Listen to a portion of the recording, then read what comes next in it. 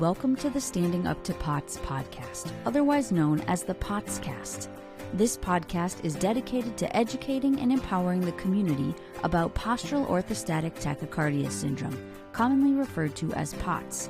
This invisible illness impacts millions, and we are committed to explaining the basics, raising awareness, exploring the research, and empowering patients to not only survive but thrive.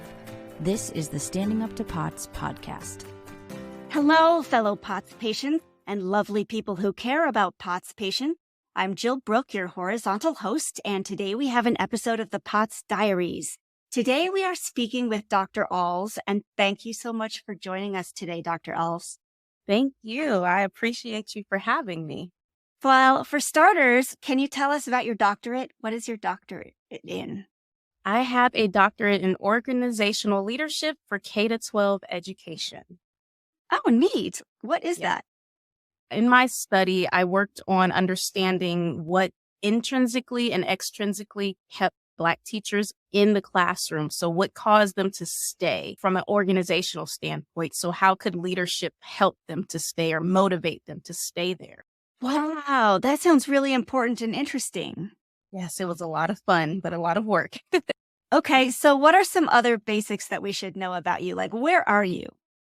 I am from Warren, Ohio, born and raised. I am a single mother of twin 9-year-old girls, and they do not have POTS as of right now, thank goodness, but I was diagnosed with POTS in 2010. Okay, so you've had a long time living with it now. So that sounds like a lot of work to have two young girls with POTS. I mean, you with POTS, not them with POTS. But I guess before we get to your POTS journey, if we could learn a few more things about you, such as, are you willing to tell us your age? I just turned 37 last month. What would your friends or family say your personality is like? Extremely bubbly. Every job I've had, everybody calls me Smiley. So I am constantly trying to uplift and motivate people. I try to stay as positive as possible. And POTS honestly was a big thing for me, which helped me to realize that being positive is extremely important. Yeah. And sometimes it takes a lot of work, right? I'm just wondering, like, did it used to come more naturally and then POTS came along and you're like, okay, gotta work at this more now? Yes.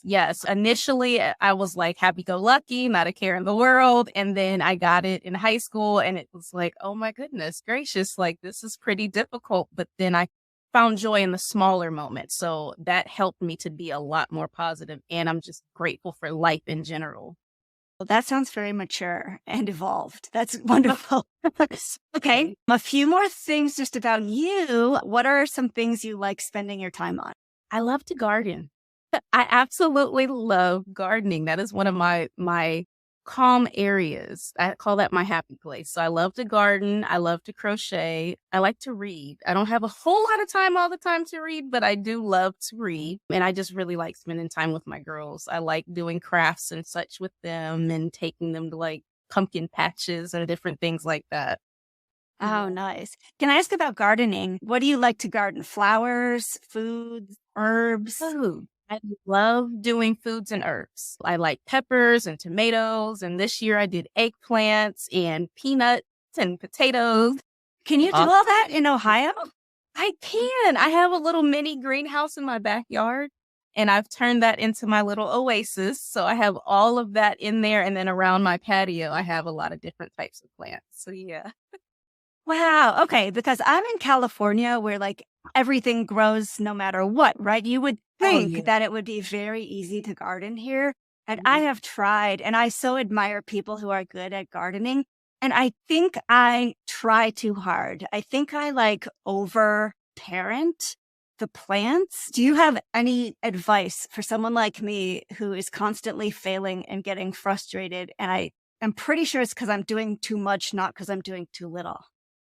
Don't overwater, because a lot of times plants, they'll almost drown with the amount of water that you put in them. So sometimes I water maybe twice a week, and that's when I see that they flourish the most. Yep.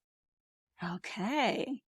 Wow. So it's neat that you have all of these talents and skills. Okay. If we were going to make you absolutely brag about yourself, tell us what you're good at.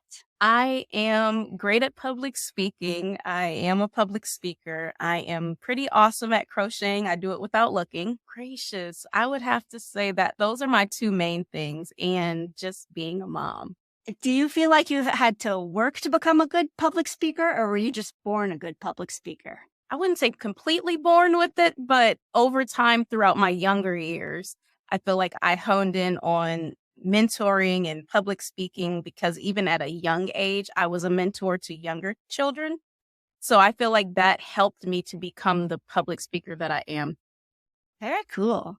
So, can you give us a snapshot of what your life looked like in the year leading up to your POTS? What were you up to? What were you doing? The year leading up to my POTS, it's kind of strange, but I didn't know I had POTS so for about 8 years. But the year leading up to when the onset of my POTS started, I was in high school. I was a junior in high school, and I played basketball. I was a majorette. I was doing a little bit of everything. I was in the band. I had good grades. Everything was going lovely. Things were going so great for me during that time. I was driving. Things were great. I was in high school just enjoying. Oh, I almost hate to ask this next question. Okay, and then what happened? Then, oddly, I was playing basketball and I went up for a jump shot. Someone clipped me by the neck. So my head was the first thing to hit the floor.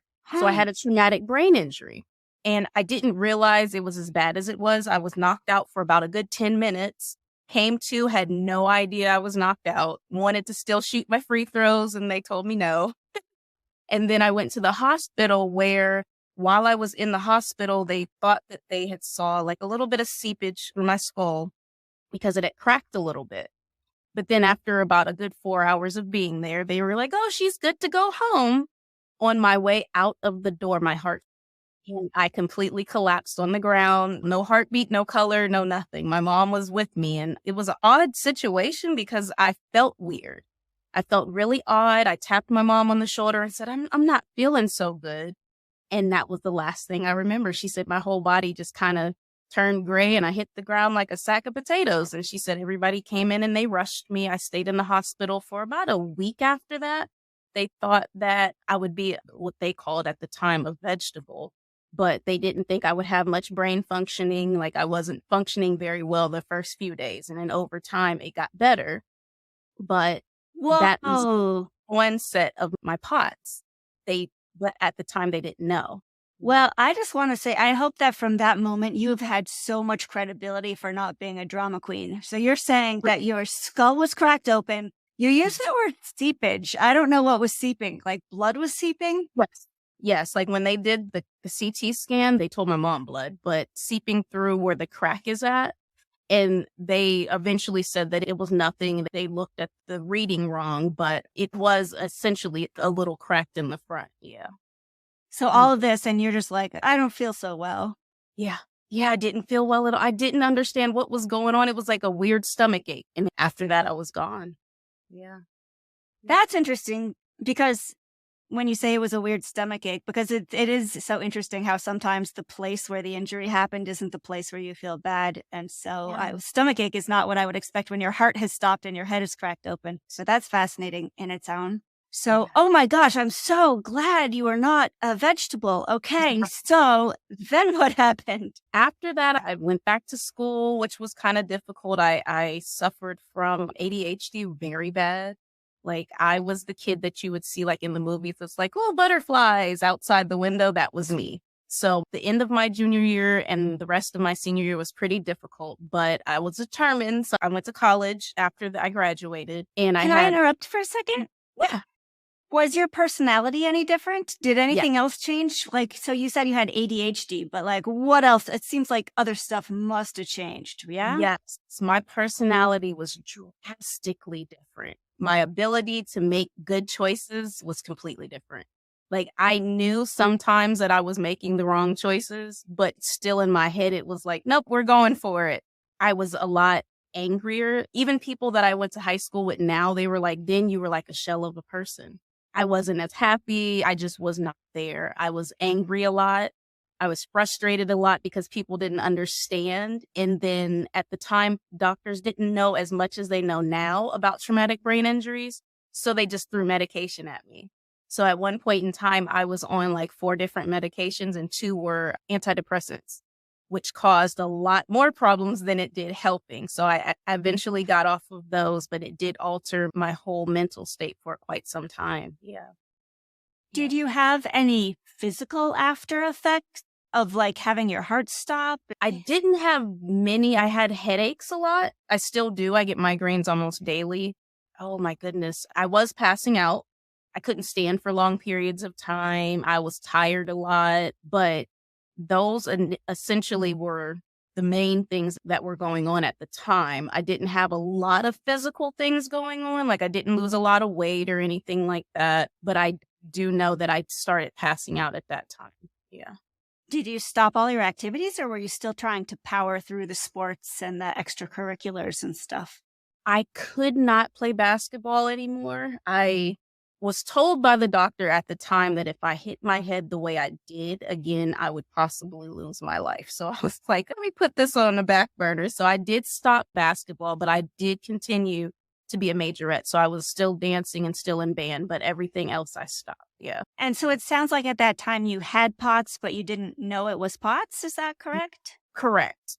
I had it, but nobody had an idea. It was for a while I would have doctors say, oh, she's just making it up and she's just trying to get attention. And so I dealt with that until about 2010. So from about 2003 to 2010, I got a lot of that.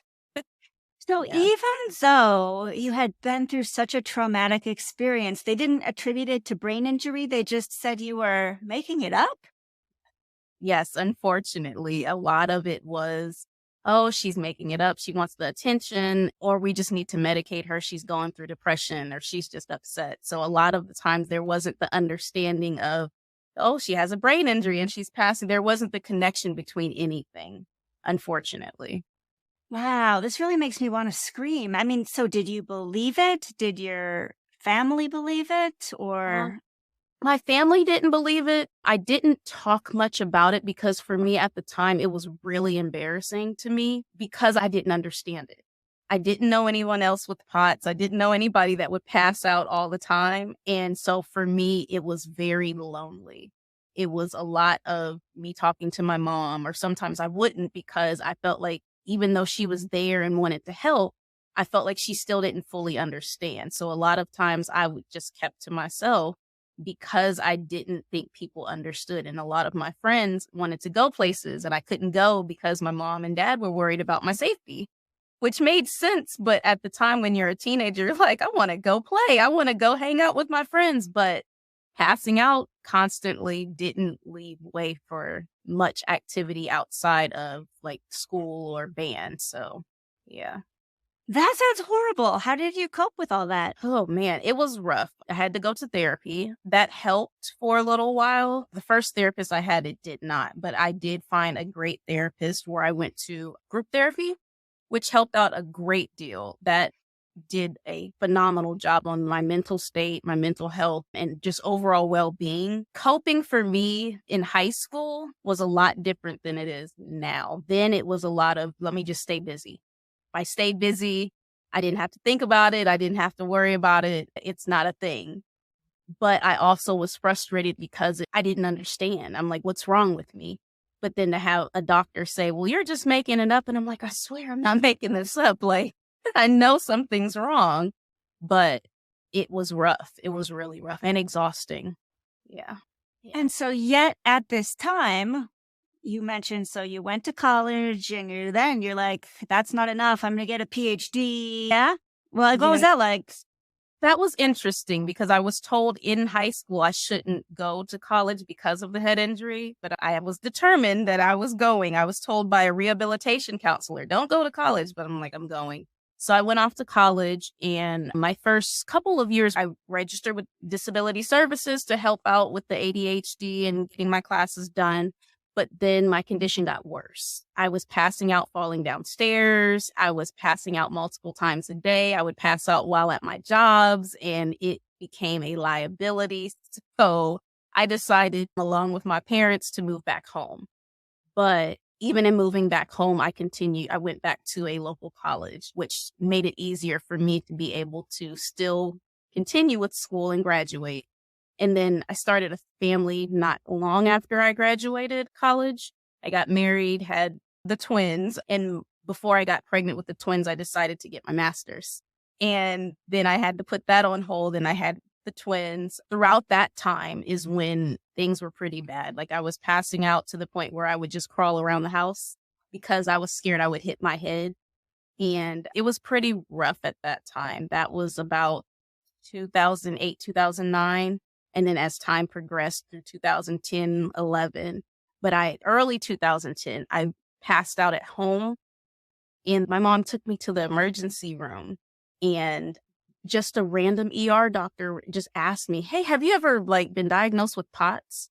And I'm like, "What is that?" Like, I had no idea. I was like, "What is POTS?" And he's explaining it to me, and I'm like, "I've never heard of that." And he's like, "You should get that checked out."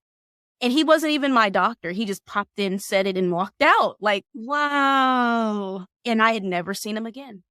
Never seen him, never heard from him again. But after that moment, my mom and I got online, looked up everything we could, and we found a doctor, which was about 3 hours away from me, who specialized in POTS. And literally about 4 months later, I was diagnosed. Oh, man. Wow. Okay. Well, I feel like we could spend a whole hour talking about being pregnant with twins, crawling around the floor with pods, and what your spouse found of that and all that. But that sounds really rough. I guess, would you rather talk about that, or would you rather talk about what happened once you had that diagnosis? Either or, I'm fine with either. It was rough when I was pregnant. After having the girls, it seemed like my POTS was kind of in remission because I was doing so well. I had about a year that I didn't pass out. And I'm like, oh my gosh. So I was so excited. But about a year and a half after I had them, I got divorced. So everything kind of started up all over again because of the stress, and everything just kind of threw all of my POTS out of whack. But with the diagnosis, they were able to get me on medication and compression stockings. And at first I thought that was the funniest thing. I'm like, I'm 20 with compression stockings.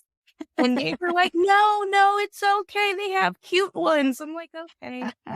So I got compression stockings and increased my salts. And the day that they told me, I sat in the doctor's office and just cried. And the doctor just held me because she was like, I understand. Because I finally felt heard for the first time. I felt like someone listened to me. They understood. And I wasn't crazy. Like other doctors had tried to make me feel like I was in all that time. And it was like, finally, you get me and I'm heard. So with the diagnosis, I had the medication. I increased the salts. And I've been, for the most part, pretty stable. I've had times where I have passed out. There are certain things I can't do because of the connection with the brain injury. You know how when you're driving and you have to stop all of a sudden? I can't do that in a car because it'll mess with the brain injury and it'll cause me to pass out. So I can't do sudden stops in a car, or trampolines. I can't do those because of the issues with the brain injury, and it'll mess with my POTS too. So there's things that, even though the brain injury triggered, and it seems like a separate thing, it's still all kind of interconnected. But I do say that if it wasn't for being diagnosed, I feel like my life would be a lot different than what it is now, because I didn't understand what I needed to do to help make myself better and how to change my lifestyle so that my life would be a lot easier. Yeah. Wow, that just sounds like the hardest period of time that you got through. And I'm still savoring that moment when you got to learn an answer and an explanation, and that you weren't crazy. Can I just ask, it sounds like you were so strong. Like, you did so many impressive things during that time that you felt horrible. You were passing out. You didn't have a lot of support. How did you stay so strong during that time? Before I had my daughters, I'm really close with my mom and my dad. And even though I knew that they would be okay, for me, with my heart stopping and I didn't know if it would cause it to stop again, I was determined to try to be positive and live for them. Even if I wasn't feeling it, I wanted to be able to still live for them because having seen people bury their child, I didn't want them to have to bury me because they told me before I graduated from college that I wouldn't live to graduate. So I had to graduate early because they didn't even know what was wrong. And they were like, yeah, you might not live to graduate. And I'm like, wait, what? What do you mean I'm not going to live to graduate? So I graduated early in general studies just so I can get out. And that if anything were to happen to me, that they can say, okay, she was a college graduate. Oh, Girl. wow. A lot of my drive was so that I can continue to be here for my parents. And then after that, it was like, okay, I'm still here. I'm still alive. I'm going to make the best of every moment that I can. And then I had my daughters, and it was like, okay, now I have even more to look forward to in life. Let me do everything I can for myself so that I continue to be here for them and help other people be there for themselves, even when they can't really fully be there for themselves. That's beautiful. Have you told your parents this, living for them? I don't think I've ever told them that. Okay, well, they can hear it here. Yeah. The stress and strain of it all caused a lot more angst than I wanted to, because a lot of times I did feel like a burden to them. They didn't want to go places because they were worried about me, or they wouldn't do things. And I felt like I owed them a lot. I still feel like I owe them a lot, because if it wasn't for my mom taking me back and forth to doctor's appointments or their health insurance at the time, I wouldn't be where I'm at. And now, as having my own kids and my own life, it's one of those things where I feel like I have to give back to them and the people that surrounded me and helped me throughout the entire process. So it's like the people that loved me the most, I had to get through what I was going through and put on a positive face at the time, but now it's just positivity, period, for them. So what you said just a second ago, at first you had to put on a positive face, but now it's just positivity. Do you mean that it has become genuine? Like at first you had to kind of like fake it till you make it? Is that what you're saying? Yes. Yes. Initially, it was like, oh, I'm fine. I'm fine. I did a lot of I'm fines, even when I wasn't fine. And I learned that a lot of times me saying I'm fine was not the best thing to do, because no one really understood what I was going through. So I would try to hide when I wasn't feeling well or keep it to myself when I should have been expressing it. But I did a lot of faking it till I made it for a while, because I didn't want to upset someone else or make them feel bad when I was feeling crappy on the inside and the outside. But over time, I had to learn that as I expressed my feelings and expressed how I felt outwardly, I was able to feel better internally. So it was like, okay, I'm not feeling well today. Okay, I understand. Like I would try to turn the world upside down, but my body couldn't handle it. And then I felt bad. But after saying, okay, I'm not feeling well today. Okay, I understand. Just sit and rest. And it was like, what? I can rest? Like, you're not going to be upset? It took a lot of those moments for me to finally say, okay, I'm not a burden.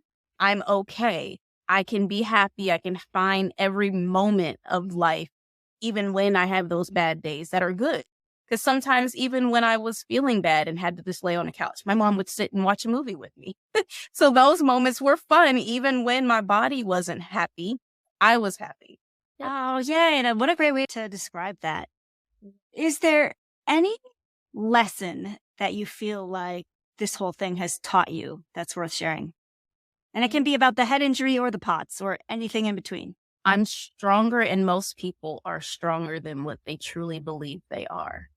Having gone through what I've gone through, looking back on it, I'm like, man, I went through all that. But now I'm like, wow, I did it. And people will say, well, how'd you? I don't know. Because when you have to be strong, sometimes you don't realize just how strong you are or how much you had to carry until you're done. And then you're like, oh, well, I carried that weight. I can do more, even though not necessarily negative weight. But you can say, okay, well, during this time, I went through a really tough time, but you're still here. So you're stronger than what you may realize, even though you don't want to go through those negative times, but it does make you stronger on the other end. And I truly believe that if it wasn't for the POTS, I would not be the person that I am. Like, I wouldn't have the level of strength that I believe that I possess now, or just drive and willingness to succeed despite the POTS. Because a lot of times I was often told, well, you have POTS, so you shouldn't do, or you have the head injury, so maybe you should. No, just because I have it doesn't mean that I can't still be successful, or I can't push forward despite what's going on. And yes, you still have the bad days. You'll still have days where you're like, I'm not doing anything. Even on those days, you are still a lot stronger than what you believe. Yeah. That's excellent. I'm so glad that your kids get to see that modeled in you. That feels like such a great role model to see. Oh, thank you. Has anything at all positive come from your having POTS? Are there any silver linings you can point to?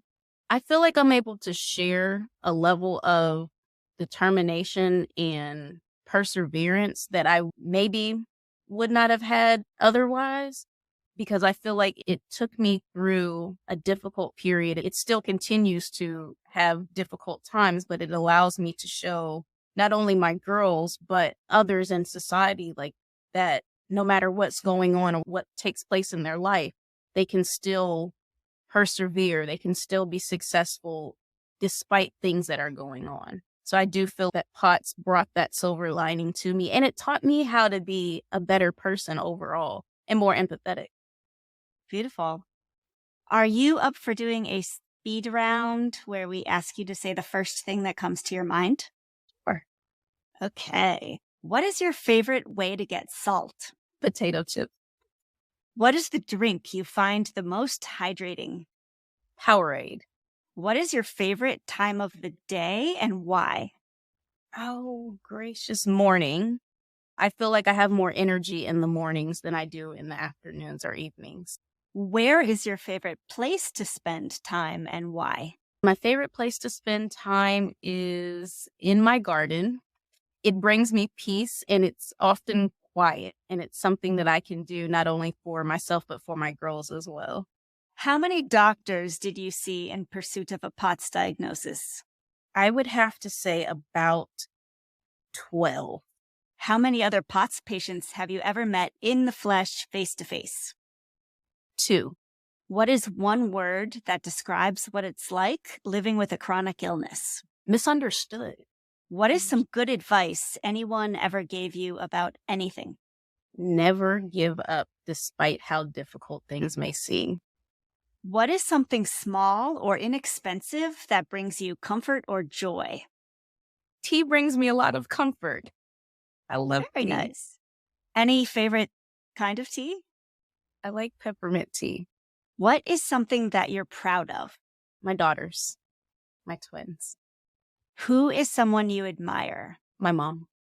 What is the toughest thing about POTS? My internal battle. What is an activity you can enjoy even when you're feeling really potsy? Crocheting.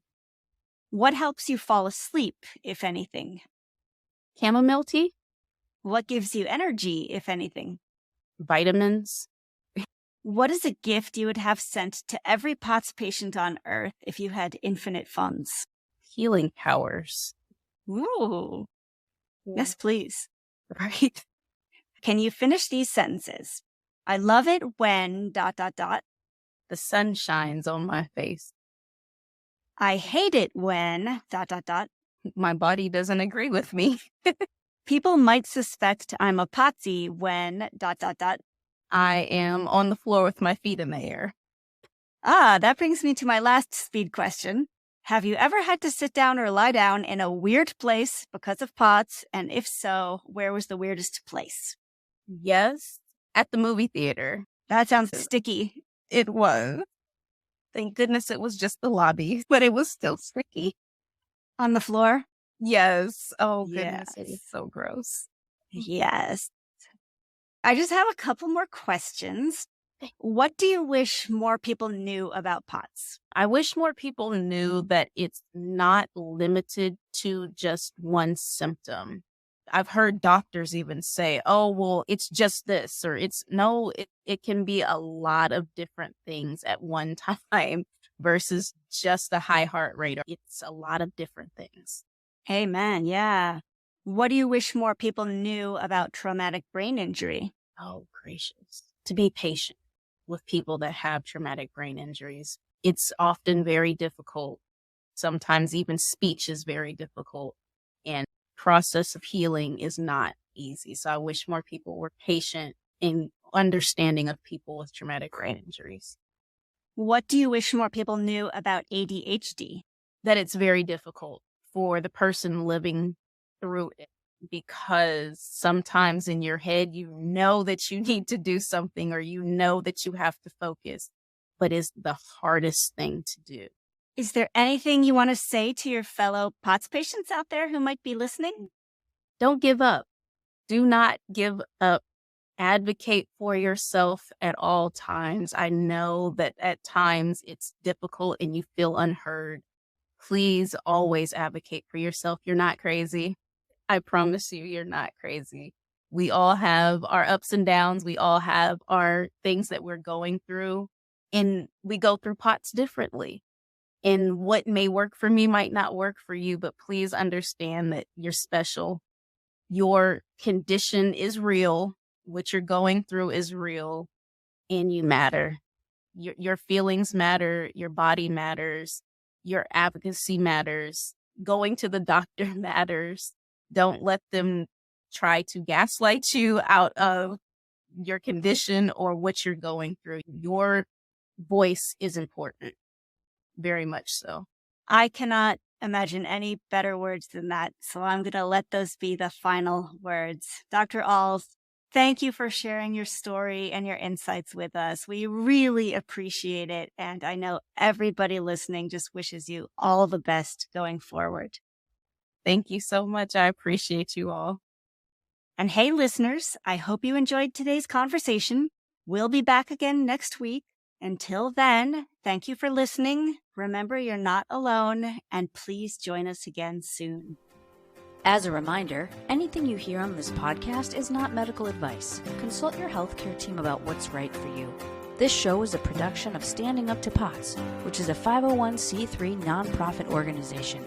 You can send us feedback or make a tax-deductible donation at www.standinguptopots.org.